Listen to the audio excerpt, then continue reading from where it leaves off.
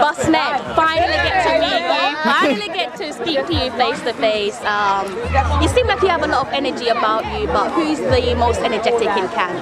Me, 100%, yeah. Everyone says that. Everyone calls me DJ Jamieson because I'm the one that's like, if it's quiet, I'm like, hey guys, let's play music, let's dance, let's do something. I like to keep the energy up with the team because sometimes we get really stressed with traveling and all these things and like everyone's just kind of down, but once I put the boombox in, like everyone's together, so like the most energy would definitely be me. Like I'm always being told to sit down because I'm always like standing on the bus, like let's go, like, so definitely me. I guess that's good for the atmosphere, right? Yeah. Are you surprised by the number of turnouts you've had, not just in Jamaica, Florida, Scotland, but also here in London?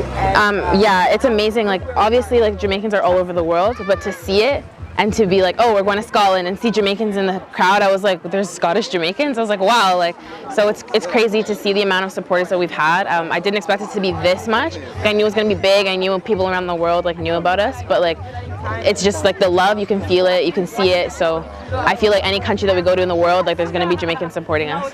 Along this historic World Cup qualifying campaign, you've had tremendous support from the Bob Marley Foundation, the 𝗗𝗢𝗡 Foundation, and the Reggae Girls Foundation.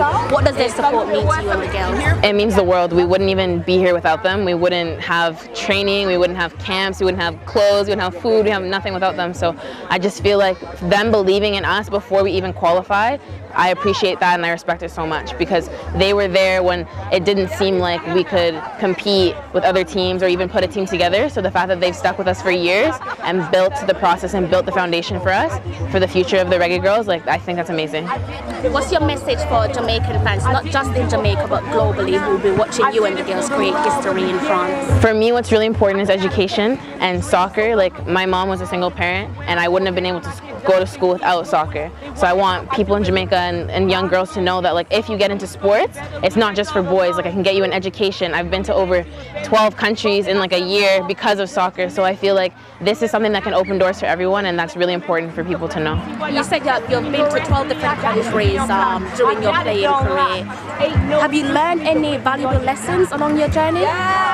Being mentally strong and just like true to yourself is something that I've learned. Like some countries that you go to, like there's different like races and whatnot, and like sometimes I go to a place and like maybe they're racist and you have to be tough with that. I've gone into the environments where like I'm the only black person and like they're like, when they met me in New Zealand, like, oh, do you speak English? I was like, well, yes, I do. Like Jamaicans speak English. So there's just a lot of like, you have to build a tough skin when you go overseas. And when I went, I packed up my bags, I went to New Zealand and I didn't know anything about the country, and I just did it because like my love for the game is so strong that didn't really matter. So I just feel like, I don't even remember the question. I just got really passionate about it.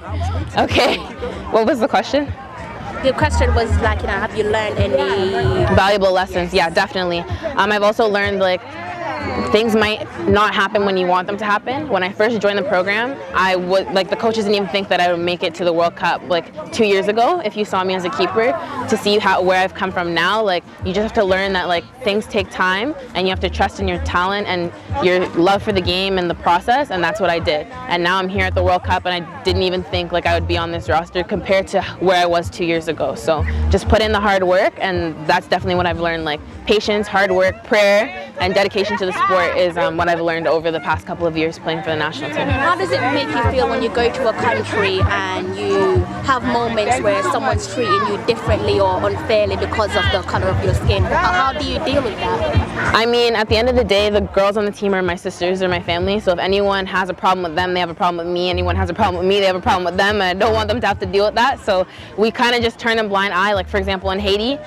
everyone was against us. Like that was crazy. Like I was scared. It was like my first international match, but then I just turned around, we had our huddle, we did a prayer, and it didn't really matter because the team was behind me.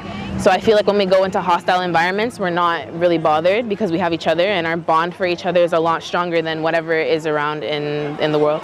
What can we do as reporters, and I guess you could put JFF into it, 𝗗𝗢𝗡 Foundation and so on, what could we do as supporters to try and prevent issues like that from reoccurring?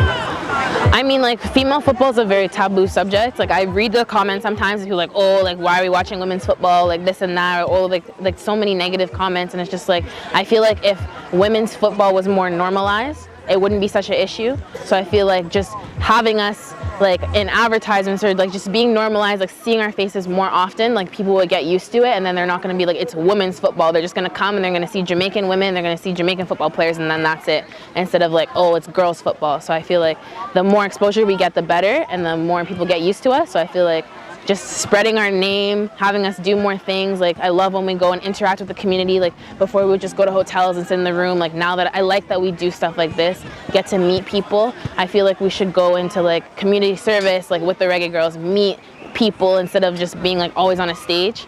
So just to like come and be down to earth, I feel like that's amazing.